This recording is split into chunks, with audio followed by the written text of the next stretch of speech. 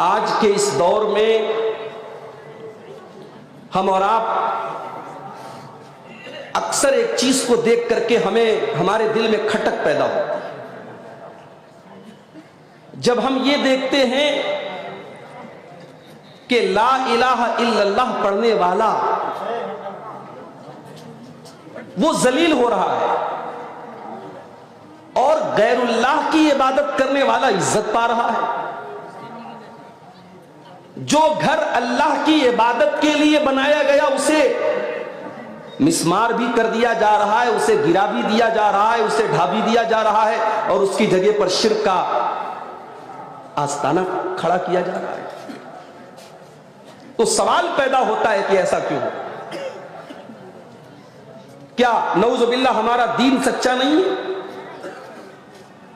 کیا ہم ایک اللہ کے ماننے والے نہیں ہیں؟ کیا اسلام دین برحق نہیں ہے؟ اور اگر ایسا ہے, ہم ایک اللہ کے ماننے والے ہیں اور اسلام سچا دین ہے اور اللہ ہمارا معبود ہے, تو پھر ہمارے ساتھ ایسا کیوں ہو رہا ہے؟ قرآن کریم میں اللہ تعالیٰ نے کئی جگہوں پر اس سوال کا جواب ہمیں دیا ہے. اس میں سے ایک آیت جو میں نے آپ کے سامنے پڑھی ہے سورہ عنکبوت کی ابتدائی آیت ہے. ان آیتوں میں اللہ تعالیٰ نے ہمارے اس سوال کا جواب دیا ہے کہ ایمان کا راستہ کوئی پھولوں کی سیج نہیں ہے. تم اگر یہ سمجھتے ہو کہ تم لا الہ الا اللہ پڑھتے رہو گے اور دنیا تمہیں مالا پہنائے گی, یہ پاسبل نہیں ہے. تم اگر یہ سمجھتے ہو کہ تم اللہ کی بارگاہ میں سر جھکاؤ گے اور دنیا تمہیں سلام کرے گی, یہ نہیں ہو سکتا. الف لام میم احسب الناس ان يتركوا ان يقولوا آمنا وهم لا يفتنون. الف لام میم, کیا لوگوں نے یہ سمجھ رکھا ہے کہ ان کو یوں ہی چھوڑ دیا جائے گا, ان کو آزمایا نہیں جائے گا, ان کو فتنوں میں نہیں ڈالا جائے گا, ان کو آزمائشوں میں نہیں ڈالا جائے گا, ان کو آزمائشوں کی بھٹی میں تپایا نہیں جائے گا؟ کیا لوگوں نے یہ سمجھ رکھا ہے؟ وَلَقَدْ فَتَنَّ الَّذِينَ مِن قَبْلِهِمْ, اے مسلمانوں کان کھول کر کے سن لو, تم سے پہلے بھی ہم نے بہت ساری قوموں کو آزمایا تھا. ہم نے ان کے اوپر طرح طرح کی مصیبتیں ڈالی تھی, طرح طرح کی آزمائشیں ڈالی تھی. فَلَيَعْلَمَنَّ اللَّهُ الَّذِينَ صَدَقُوا وَلَيَعْلَمَنَّ الْكَاذِبِينَ. یہ اللہ کا دستور ہے, یہ اللہ کا قانون ہے, یہ اللہ کی سنت ہے. وہ ہر دور میں اپنے ایمان والے بندوں کو آزمائے گا تاکہ سچوں کو الگ کر دے, جھوٹوں کو الگ کر دے, مومن کو الگ کر دے, منافق کو الگ کر دے. ایمان کے راستے میں آزمائش تو آئے گی. ایمان کا راستہ کوئی اتنا آسان راستہ نہیں ہے. آپ نے جب لا الہ الا اللہ پڑھ لیا اور آپ نے اسلام کے اندر اپنے آپ کو داخل کر لیا تو تیار ہو جاؤ, آپ کے راستے میں طرح طرح کی مصیبتیں آئیں گی. ہو سکتا ہے ایسا بھی دور آئے کہ آپ کو لا الہ الا اللہ پڑھنے پر آپ کے منہ میں انگارے ڈال دیے جائیں. ایسا دور بھی آ جائے کہ توحید کے بدلے میں آپ کو اپنی جان گنوانی پڑ جائے. اللہ کے نبی نے ایسے موقع پر فرمایا تھا, لا تشرک باللہ وان قتلت او حرقت. اگر ایسا دور آ جائے کہ توحید کے بدلے میں تمہیں قتل کر دیا جائے, تمہیں جلا دیا جائے, تم قتل ہو جانا, تم جلنے پر جلنا گوارا کر لینا, مگر توحید سے کمپرومائز مت کرنا. آج کیا ہو رہا ہے؟ لکھنؤ سے 300 مسلمان, لکھنؤ سے 150 کلومیٹر دور ایک جگہ پہنچتے ہیں, میں جگہ کا نام نہیں لوں گا, ریکارڈنگ ہو رہی ہے. لکھنؤ سے 150 کلومیٹر دور پہنچتے ہیں 300 مسلمان, جس میں برقع پوش عورتیں بھی ہیں. اور وہاں جانے کے بعد ایک ایسی جگہ کی وہ زیارت کرنے جاتے, ایک ایسی جگہ کا دیدار کرنے جاتے, ایک ایسی جگہ کا درشن کرنے جاتے جہاں کے بارے میں ہم سب جانتے ہیں کہ اللہ کا ایک گھر گرا کر کے وہاں بت خانہ بنایا گیا. اور بڑے ڈنکے کی چوٹ پر کہتے ہیں صاحب ہم تو مسلمان ہیں. میڈیا ان مسلمانوں کو ہائی لائٹ بھی کرتا ہے, میڈیا کی نظر میں وہ بڑے اچھے مسلمان ہیں. मीडिया कहता है कट्टर मुसलमानों देखो तुम कैसे मुसलमान हो, देखो ये मुसलमान है, ये इस्लाम के मानने वाले हैं, और मौका आया तो फला के आगे भी सर झुकाने के लिए तैयार हो गए, तुम कैसे मुसलमान हो, तुम्हारे मुंह से तो अल्लाह के सिवा कोई लफ्ज नहीं निकलता। हाय दुनिया वालों, कान खोल करके सुन लो, हमने जब ला इलाहा इल्लल्लाह पढ़ दिया तो ला इलाहा इल्लल्लाह का मतलब यही होता है हमारा सर झुकेगा तो अल्लाह के आगे झुकेगा, हमारी पेशानी अगर झुकेगी तो अल्लाह के आगे झुकेगी। हम किसी का नारा अगर लगाएंगे, किसी की मोहब्बत का तराना अगर गाएंगे, किसी के आगे अगर हम हाथ फैलाएंगे तो वो जात सिर्फ और सिर्फ अल्लाह की जात है, और किसी और के दर पे सर झुकाने वाला सब कुछ हो सकता है, मुसलमान नहीं हो सकता। और इस्लाम का दुश्मन यही चाहता है। माफ करना अगर आपको ये लगता है कि उसे आपकी दौलत से प्रॉब्लम है, नहीं नहीं, नो प्रॉब्लम। अभी मेरे पास मुंबई से एक औरत की कॉल आई, इसी बिहार की, बंगाल की रहने वाली वो खातून इस वक्त मुंबई में रहती हैं।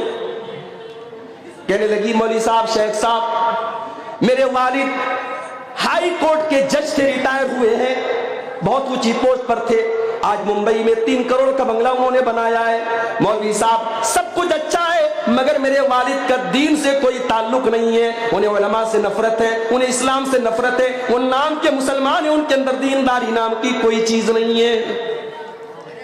माफ करना मेरे भाइयों, अगर हमारी कौम में ऐसे जज तैयार हो रहे हैं, ऐसे वकील तैयार हो रहे हैं, ऐसे डॉक्टर तैयार हो रहे हैं जो नाम के मुसलमान हैं और उनके दिल में इस्लाम की कोई मोहब्बत नहीं है, उनके दिल में अल्लाह की कोई मोहब्बत नहीं है, उनके दिल में तौहीद नहीं है, हमें नहीं चाहिए ऐसे वकील, हमें नहीं चाहिए ऐसे जज, हमें नहीं चाहिए ऐसे डॉक्टर, हम ऐसे जाहिल, हम उनसे बेहतर उस जाहिल मुसलमान को समझते हैं जो ज्यादा पढ़ा लिखा तो नहीं है मगर अल्लाह की तौहीद को जानता है, अल्लाह को पहचानता है, उसे मालूम है कि सर किसके आगे झुकाना है, उसे मालूम है किसके आगे नहीं झुकाना है। और इसीलिए हम कहते हैं दुनिया आज इन मदरसों का मजाक उड़ा रही है, हुकूमत के निशाने पर मदरसे, अपनों के निशाने पर मदरसे, गैरों के निशाने पर मदरसे, मगर बरहेट वालों और झारखंड वालों और गोड्डा वालों और साहिबगंज वालों कान खोल करके सुन लो, जब तक ये मदरसे मौजूद हैं, जब तक काल अल्लाह और काल रसूल की सदाएं मदरसों में बुलंद की जा रही हैं, जब तक आपके बच्चे यहाँ पे कुरान पढ़ रहे हैं, जब तक ये मौलवी हजरात यहाँ पे कुरान और हदीस पढ़ा रहे हैं, तब तक आपके बच्चे इंशाअल्लाह मुर्तद नहीं होंगे। यहाँ से पढ़ने वाला बच्चा दुनिया के किसी कोने में चला जाए, इंशाअल्लाह वो मुर्तद नहीं होगा, वो इस्लाम का दामन कभी हाथ से जाने नहीं देगा। हम गरीबों की पूंजी क्या है मेरे भाई? हम गरीबों के मकान बड़े छोटे छोटे हैं, झोपड़पट्टियों में रहने वाले और मामूली दुकान चलाने वाला और मजदूरी करने वाला मुसलमान भी अगर आज इस्लाम की मोहब्बत उसके सीने में मौजूद है, अल्लाह की तौहीद उसके सीने में मौजूद है, रब्बे काबा की कसम उस अरबपति से बेहतर है जिसने बड़े पैसे कमा लिए, जिसने बड़ी प्रॉपर्टी बना ली, बहुत बड़ा बिजनेस संभाल लिया, मगर गाय को देखकर के हाथ जोड़ता है, गाय के पेशाब को लेके पी जाता है और शर्मगाह को देखकर उसकी इबादत करता है, उस गैर मुस्लिम से, उस मुशरिक से, उस काफिर से वो जाहिल मुसलमान बेहतर है। अपनी तौहीद पर नाज करो मेरे भाई। कभी देखो किसी को, अभी अखबार में न्यूज आई कि साहब फला माबूद जिनका अभी नया नया इबादत खाना तामीर हुआ है, हमारे प्रधानमंत्री जी ने जिसका इफ्तिताह किया है, साहब फला माबूद के दर्शन के लिए लोग जा रहे तो उनको बड़ा खलल हो रहा है, उनके आराम में रुकावट आ रही है, तो लिहाजा ये तय किया गया कि 15 घंटे जो है उनकी जियारत की जाए, बाकी टाइम उसकी जियारत को बंद कर दिया जाए ताकि उनको आराम मिले। ये यूट्यूबर लोग समझ रहे हैं मैं क्यों इशारों में बात कर रहा हूं, ये बड़े खतरनाक लोग हैं। अच्छी बात को किस तरीके से सही गलत रंग दे दिया जाए और गलत थंबनेल लगा दिया जाए, कोई यूट्यूबर से पूछे। तकरीर में जो बात नहीं आई है वो आपको थंबनेल पे मिलेगी, आदमी खोलेगा यार अब्दुल गफ्फार साहब ने क्या कहा, अंदर कुछ मौजूद नहीं। अल्लाह के वास्ते मेरे यूट्यूबर भाइयों बुरा ना मानना, मुझे शौक नहीं आप पर किसी तरीके की पाबंदी लगाने का, मगर आप अपनी हरकतों को सुधार लो मेरे भाई, आपकी वजह से बड़ी परेशानियां खड़ी हो रही हैं उलमा। हालात ये है मेरे भाइयों, हिंदुस्तान का पढ़ा लिखा इंसान, इंटेलिजेंट इंसान जिसके पास बड़ी बड़ी डिग्रियां हैं, वो आज پتھر کے بت کے آگے جا کے سر جھکا رہا ہے. میرے بھائیوں ایسا منظر دیکھ کر کے اللہ کا شکر ادا کیا کرو, اللہ نے ہمیں توحید پر بنایا. اور جب توحید کے اس راستے پر آئے ہو تو کان کھول کر کے سن لو, یہ پھولوں کی سیج نہیں ہے, کانٹوں کا راستہ ہے. اسلام کا دشمن کبھی نہیں چاہے گا کہ آپ کی پیشانی ایک اللہ کے آگے جھکے. اللہ نے قرآن کے دوسرے پارے میں فرمایا وَلَا يَزَالُونَ يُقَاتِلُونَكُمْ حَتَّى يَرُدُّوكُمْ عَنْ دِينِكُمْ. اے نبی یہ کفار اور مشرکین تو یہی چاہتے ہیں, اسی لیے تم سے لڑنا چاہتے ہیں, تم کو اسلام سے ہٹانا چاہتے, تم کو دین سے ہٹانا چاہتے, تم کو مرتد بنانا چاہتے ہیں. بظاہر تو مسلمان رہو, سر پہ ٹوپی بھی لگا لو, نام عبداللہ رکھ لو, عبد الرحمن رکھ لو, لیکن تمہاری مینٹیلٹی کافر کی ہو جائے, تمہاری سوچ مشرک کی ہو جائے, تم اللہ کو نہ پہچانو, تم رسول کو نہ پہچانو, تمہیں توحید سے کوئی مطلب نہ رہے, ایسا مسلمان یہ چاہتے ہیں. فتنوں کا دور ہے میرے بھائی, اور یہ فتنے کم نہیں ہوں گے, یہ بڑھتے چلے جائیں گے. فتنہ کس کو کہتے ہیں؟ ایک عورت جاتی ہے اپنے سونے کا کنگن لے کر کے سونار کے پاس, اور سونار سے کہتی ہے کہ ذرا اس کو دیکھ لو, اس کا وزن کیا ہے اور اس کا کتنا پیسہ مجھے ملے گا. سونار نے ترازو پہ رکھا, کنگن کا وزن نکلا 5 گرام. پھر سونار نے اپنی کسوٹی پر پرکھا کہ اس سونے کے کنگن کے اندر اوریجنل سونا کتنا ہے. اس کسوٹی پر جب اس نے پرکھا, اس نے کہا محترمہ آپ کے 5 گرام کے کنگن کا جو اوریجنل وزن ہے وہ تو 4 گرام ہے, اس کے اندر 1 گرام تو ملاوٹ ہے. ہمارے ایمان کی, ہمارے توحید کی, ہمارے دین کی ملاوٹ, کھرے اور کھوٹے کو الگ کرنے کے لیے اللہ تعالیٰ نے دنیا میں طرح طرح کے فطروں کو بھیجا ہے میرے بھائیوں, تاکہ ایمان میں کھرا کیا ہے کھوٹا کیا ہے الگ ہو جائے. اور قیامت کے پہلے فتنے بڑھتے چلے جائیں گے. اللہ کے پیارے نبی صلی اللہ علیہ وسلم ایک مرتبہ مدینہ کی ایک پہاڑی پر چڑھتے ہیں, صحابہ کرام آپ کے ساتھ ہیں, بارش کا موسم ہے, بارش ہو رہی ہے اور بارش کے قطرے صحابہ کرام کے گھروں میں داخل ہو رہے ہیں. آپ نے فرمایا حل ترون ما ترا, اے میرے صحابہ کیا وہ منظر تم دیکھ رہے ہو جو میں دیکھ رہا ہوں؟ انی ارل فتنہ کمواقع القطر خلال بیوتکم, اے میرے صحابہ میں دیکھ رہا ہوں کہ فتنے تمہارے گھروں میں اس طریقے سے داخل ہو جائیں گے جیسے بارش کے قطرے تمہارے گھروں میں داخل ہو جاتے ہیں. بارش ہوتی ہے, آپ کھڑکی بند کر لیں, دروازے بند کر لیں, تب بھی بوچھار اندر آ جاتی ہے. اللہ کے نبی نے کیا مثال دی ہے کہ اے میرے صحابہ فتنے اس قدر آئیں گے کہ جس طریقے سے بارش کی بوندیں اور بارش کی بوچھار تمہارے گھروں میں کمرے بند کرنے کے باوجود اور دروازے بند کرنے کے باوجود اور کھڑکی بند کرنے کے باوجود آ جاتی ہے. فتنوں کی چنگاری اور فتنوں کی بوچھار تمہارے گھروں میں پہنچ جائے. میرے بھائیوں آج کی میری تقریر کا عنوان یہی ہے, موجودہ دور کے بڑے بڑے فتنے کیا ہیں اور ان فتنوں سے بچنے کا راستہ کیا ہے. بڑا اہم ٹاپک ہے. میں جانتا ہوں رات کا آخری وقت ہے, بڑا مشکل وقت ہوتا ہے ایک مقرر کے لیے رات کو 1 بجے 1:30 بجے تقریر کرنا. اسے تقریر سنانے سے زیادہ اس بات کی فکر ہوتی ہے کہ نیند کا ٹائم ہے, آرام کا ٹائم ہے, لوگوں کو میں کیا سناؤں کہ وہ یہاں پہ ٹھہر جائیں, تھم جائیں, رک جائیں. مگر میں آج آپ کے سامنے بڑے اہم ٹاپک پر بات کر رہا ہوں. اس دور کے بڑے بڑے فتنے کیا ہیں, غور سے سنیے گا, انشاءاللہ کچھ باتیں آپ یہاں سے لے کے جائیں. اس دور کا سب سے بڑا فتنہ ایمان کو خطرے میں ڈالنے والی چیزوں کا فتنہ ہے. کبھی غور کرنا, بڑے بڑے کالجوں میں آپ کا بیٹا بھاگلپور میں پڑھ رہا ہے, آپ کی بیٹی کلکتہ میں پڑھ رہی ہے, قرآن سے دور ہے, وہ حدیث سے دور ہے, علماء سے دور ہے, دین کے علم سے دور ہے, مدرسے سے دور ہے. آپ کا وہ بیٹا, آپ کی وہ بیٹی, آپ کو لگ رہا ہے صاحب وہ تو میڈیکل کی تیاری کر رہا ہے, وہ تو انجینئرنگ کی تیاری کر رہی ہے. آپ کے اس بیٹے اور بیٹی کے اندر سلو پوائزن ڈالا جا رہا ہے, اسلام سے نفرت. آپ کی بیٹی کلکتہ میں 3 سال رہنے کے بعد جب گھر آتی ہے, اسے نقاب اچھا نہیں لگتا, اسے پردہ اچھا نہیں لگتا, باہر نکلنے لگتی ہے, ماں کہتی ہے بیٹا نقاب پہ نکل, کہتی ہے ماں تو کیسی پرانے دور کی بات کرتی ہے, میں پڑھی لکھی لڑکی ہوں, میں میڈیکل کی تیاری کر رہی ہوں, میں انجینئرنگ کی تیاری کر رہی ہوں, مجھے پردہ کی کیا ضرورت ہے. لڑکا بھاگلپور میں میڈیکل کی تیاری کر رہا ہے, مسجد سے دور ہے, علماء سے دور ہے, دین سے دور ہے, اس کے گاؤں میں جلسہ ہو رہا ہے, لوگ کہتے ہیں چل جلسے میں چل تقریر سن لے, کہتا ہے مجھے جلسے میں جانے کی کوئی ضرورت نہیں, مجھے بہت نالج ہے. میرے پیارے بھائیوں، ایک بڑی تعداد میں ہمارا نوجوان ایسا تیار ہو رہا ہے جس کے دل میں نہ اللہ کی محبت ہے، نہ رسول کی محبت ہے، نہ علماء کی محبت ہے۔ ہاں وہ میڈیکل کا بہت اچھا اسٹوڈنٹ ہے، وہ انجینئرنگ کا بہت اچھا اسٹوڈنٹ ہے، وہ بہت پیسہ کما رہا ہے، وہ دنیا کا بہت بڑا جانکار ہے، اس کے پاس اپنی ڈگری کی بڑی نالج ہے، مگر دین کی اس کے پاس کوئی نالج نہیں ہے۔ اور ایسے ہی لوگوں کے بارے میں اللہ قرآن میں کہتا ہے یعلمون ظاہرا من الحیات الدنیا وہم عن الآخرۃ ہم غافلون۔ وہ لوگوں، تمہیں دنیا کی تو بہت نالج ہے، بہت جانکاری ہے، مگر دین کے معاملے میں تم بالکل لاپتہ ہو۔ اس آیت کی تفسیر میں امام سفیان ثوری کہتے ہیں وہ لوگوں، بعض لوگ اتنے عقل مند ہوتے ہیں، اتنے جینیس ہوتے ہیں، اگر وہ سونے کے سکے کو اپنے انگلی کے ناخن پر رکھ لیں تو اپنے انگلی کے ناخن پہ رکھ کر کے وہ سونے کے سکے کا وزن بتا دیں گے۔ وما کان یوسع ان یصلی رکعتین، لیکن 2 رکعت نماز پڑھنے کا اس کو طریقہ نہیں آتا ہے۔ میں دعوے کے ساتھ کہتا ہوں، میں چیلنج کے ساتھ کہتا ہوں، آج کتنے نوجوان لڑکے آپ کو مل جائیں گے، کتنی نوجوان لڑکیاں آپ کو مل جائیں گی، بڑی پڑھی لکھی ہیں، بڑی قابل ہیں، لیکن 2 رکعت نماز کا طریقہ پوچھ لو نہیں بتا پائیں گے۔ ایسی نالج کس کام کی میرے پاس؟ معاف کرنا، کسی کو اگر یہ لگتا ہے عبد الغفار صاحب ہائر ایجوکیشن کے خلاف ہیں، اعلیٰ تعلیم کے خلاف ہیں، میڈیکل کی تعلیم کے خلاف ہیں، انجینئرنگ کی تعلیم کے خلاف ہیں، واللہ آپ نے میری بات کا مطلب نہیں سمجھا۔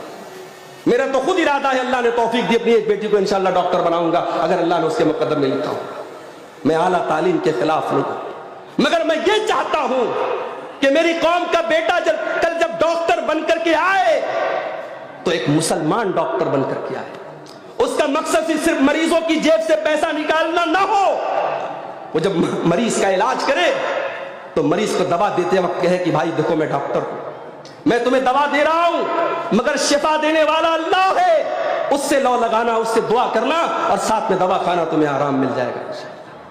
میں چاہتا ہوں میری قوم کا بیٹا IPS آفیسر بنے، پولیس کا آفیسر بنے، اور جب نماز کا ٹائم آئے مسجد کے باہر پولیس کے آفیسر کی جیپ کھڑی ہو اور وہ نماز پڑھ رہا ہو، اور دنیا دیکھے کہ ہاں ایسے بھی پولیس آفیسر ہوتے جو اللہ سے ڈرنے والے ہوتے۔ میں چاہتا ہوں میری قوم کا بچہ ایسا وکیل بنے جو پیسے کے لیے وکالت نہ کرے، جو حق اور انصاف کے لیے وکالت کرے، جو جج کی کرسی پر بیٹھے تو عہدے اور لالچ میں فیصلہ نہ کرے، حق اور انصاف کا فیصلہ کرے۔ میں چاہتا ہوں میری قوم کا بچہ ہائر ایجوکیشن حاصل کرے، مگر ساتھ میں اس کے پاس دین کی بھی نالج ہو۔ اور اس لیے میں کہتا ہوں جلسے آپ نے بہت کرا لیے، اللہ کے واسطے اب تھوڑی سی توجہ اپنی قوم کے بچوں کو دینی تعلیم، بنیادی دینی تعلیم پر دینے پر بھی آپ ڈالتے ہیں۔ مدرسے تو غریبوں کے ہو گئے، مدرسے میں امیر کہاں اپنے بچوں کو پڑھاتا ہے؟ جس کی آمدنی مہینے کی 20,000 ہے وہ مدرسے میں بچوں کو بھیجنا نہیں چاہتا۔ صاحب میرا بچہ غریب بچوں کے ساتھ نہیں بیٹھے گا، وہ کہاں بھیجے گا؟ کانوینٹ میں بھیجے گا۔ ابھی آپ نے ویڈیو دیکھا، راجستھان کی دھرتی پر مسلمان لڑکیاں اسکول میں سوریہ نمسکار کر رہی ہیں۔ اسلام والشمس والقمر تجری لمستقر لها، اسلام کا کانسیپٹ یہ ہے کہ سوریہ کو نمسکار نہیں کرنا ہے، سوریہ اللہ کی مخلوق ہے، سورج اللہ کے حکم سے چلتا ہے، ہمیشہ پورب سے نکلتا ہے، پچھم میں ڈوبتا ہے۔ جس دن میرا رب کہے گا اے سورج آج تجھے پچھم سے نکلنا ہے، اسی دن قیامت قائمہ ہو جائے گی۔ سورج کی مجال نہیں ہے اللہ کے حکم سے سرتا بھی کر سکے میرے بھائی۔ ہم سوریہ کو نمسکار کریں، آج ہماری قوم کا بچہ سوریہ کو نمسکار کر رہا ہے۔ ہماری قوم کی بچیاں جا کر کے کسی غیر اللہ کی دیوی کی پرستش کر رہی ہیں، اس کے منہ سے ایسے نعرے نکلوائے جا رہے ہیں، تف ہے ہم پر، لعنت ہے ہم پر۔ ہمارا بچہ جاہل مر جائے، بغیر پڑھے لکھے مر جائے، یہ بہتر ہے اس بات سے کہ وہ شرک کر کے دنیا سے جائے گا۔ کانوینٹ میں ہمارا بچہ پڑھ رہا ہے، 25 دسمبر کی تاریخ آتی ہے، کرسمس کا تہوار آتا ہے، کانوینٹ میں ہمارے بچوں کو سکھایا جاتا ہے سانٹا کلوز آتا ہے، بچوں کو چاکلیٹ دیتا ہے۔ بچے کے دماغ میں فٹ کیا جا رہا ہے آج چاکلیٹ مل رہی ہے، کیوں مل رہی ہے بھائی؟ آج کرسمس ہے۔ یہ کرسمس کیا ہے؟ آج گاڈ کو بیٹا پیدا ہوا ہے۔ آپ کے بچے کو سکھایا جا رہا ہے کہ آج گاڈ کے بیٹے کا برتھ ڈے ہے۔ اللہ اکبر۔ ہم جس اللہ کی عبادت کرتے ہیں اس کا کوئی بیٹا نہیں ہے. قل هو اللہ احد اللہ الصمد لم یلد ولم یولد ولم یکن له کفوا احد. وہ اللہ ایک ہے, وہ اللہ بے نیاز ہے, اس کا کوئی بیٹا نہیں, وہ کسی کا بیٹا نہیں, کوئی اس کے برابر نہیں. اپنے بچوں کو دین کی تعلیم دو میرے بھائیوں. اپنی مسجدوں میں اچھی تنخواہ پر علماء کو مکتب میں پڑھانے کے لیے رکھو. اور آپ کا جو بچہ کانوینٹ میں جاتا ہے, آپ کی جو بچی اسکول میں جاتی ہے, 1 گھنٹے کے لیے صحیح, 1.5 گھنٹے کے لیے صحیح, 2 گھنٹے کے لیے صحیح, اپنے بچوں اور بچیوں کا مکتب کا انتظام کرو. اور اگر آپ کو نہیں سمجھ میں آتا ہے, چلو میرے ساتھ حیدرآباد کی سرزمین پر, چلو میرے ساتھ بنگلور کی سرزمین پر, چلو میرے ساتھ ممبئی کی سرزمین پر, میں دکھاتا ہوں آپ کو. اسکول میں پڑھنے والے بچے مسجدوں میں 1 گھنٹہ آ کے پڑھتے ہیں اور ان کو ساری نماز کی دعائیں یاد ہیں, ان کو عقیدے کی موٹی موٹی باتیں یاد ہیں, انہیں معلوم ہے اللہ کون ہے, انہیں معلوم ہے رسول کون ہے, انہیں معلوم ہے صحابہ کون ہے. میرے بھائیوں, اپنے بچوں کو یہ تعلیم دیں. فتنوں کا دور ہے, حالات اس لیول پر پہنچ گئے. ہمارے اتر پردیش کے بریلی شہر میں 8 سال مدرسے میں پڑھنے والی بچی, اس کے بارے میں نیوز آئی کہ صاحب وہ غیر مسلم ہو گئی, مرتد ہو گئی. اچھا, اللہ کا شکر ہے کہ اس لڑکی کا تعلق ایسے مسلک سے تھا جس مسلک کے لوگوں نے باقاعدہ اسٹیج پر یہ نظمیں پڑھی ہیں کہ میں ہندو تو ہوں, وہابی نہیں ہوں. جس مسلک کے اسٹیج سے یہ آواز دی گئی کہ میں ہندو تو ہوں, وہابی نہیں ہوں, اور اہل حدیث مسلک کا مذاق اڑایا گیا اور اپنی قوم کو بتایا گیا تم ہندو ہو جانا مگر وہابی مت بننا. آج اس قوم کی 8 سال مدرسے میں پڑھنے والی بچی آج اسلام کا دامن چھوڑ دیتی ہے. میرے بھائی, ہم اس قوم کو کہاں لے کے جا رہے ہیں؟ ابھی آپ نے وہ ویڈیو بھی دیکھا ہوگا فیس بک پر, ایک مسلمان کو دوسرے مسلمان لوگ پکڑتے اور کہتے بول اعلی حضرت زندہ باد, بول وہابی مرد آباد, بول فلاں کافر. اس مسلمان کو دوسرے مسلمان لوگ پکڑ کر کے اس سے یہ نعرے لگواتے ہیں. اگر یہی اسلام ہے تو جب ہمارے مسلمان کو غیر مسلم پکڑ کر کے اپنے مذہب کا نعرہ لگواتا ہے اور اس کی جو ہے موب لنچنگ کرتا ہے تو ہم کیوں روتے ہیں؟ وہی کام تو اپنے مسلمان بھائی کے ساتھ کر رہے ہیں. نفرت کی یہ پاٹھ شالائیں بند کر دو میرے بھائی. تمہارے نبی نے بڑے پتھر کھائے ہیں مگر دلوں کو جوڑا ہے. تمہارے نبی نے بڑی تکلیفیں سہی ہیں مگر دلوں کو جوڑا ہے. تم اپنی پیٹ کی دکانوں کی خاطر آج لوگوں کو توڑ رہے ہو. آج میڈیا میں آپ دیکھیں, میڈیا والوں کو اچھی طریقے سے پتا ہے کہ مسلمانوں میں کتنے سیکٹ ہیں, کتنے فرقے, کون وہابی ہے, کون دیوبندی ہے, کون بریلوی ہے, کون شیعہ ہے, سب پتا ہے میڈیا والوں کو. میڈیا والے بھی بڑے ہوشیار ہیں. دوسرے مسلک کے علماء کو مائک لگا کے ان کے منہ میں مائک ڈال کے پوچھے بتائیے آپ کا فلاں مسلک کے بارے میں کیا کہنا ہے, ان کے بارے میں کیا کہنا ہے, ان کے منہ سے اگلوانا چاہتے ہیں. میرے بھائیو, اتحاد پیدا کرو. اور آؤ, جب اتحاد کی بات آئی ہے, میں قرآن کی وہ آیت آپ کے سامنے پڑھتا ہوں. اتحاد اگر پیدا کرنا ہے, یونٹی پیدا کرنا ہے, ایکتا پیدا کرنا ہے, قرآن نے طریقہ بتا دیا. وَاعْتَصِمُوا بِحَبْلِ اللَّهِ جَمِيعًا, تم اللہ کی رسی کو مل کر کے تھام لو. وَلَا تَفَرَّقُوا, اور آپس میں فرقوں میں نہ بٹنا, آپس میں تم اختلاف نہ کرنا, تم فرقہ بندی نہ کرنا. تمہیں اگر ایک ہونا ہے, تمہیں متحد ہونا ہے تو اللہ کی رسی کو تھام لو. اے اللہ تیری رسی کیا ہے؟ آؤ اللہ کے نبی سے پوچھتے ہیں, اے اللہ کے نبی اللہ کی رسی کیا ہے؟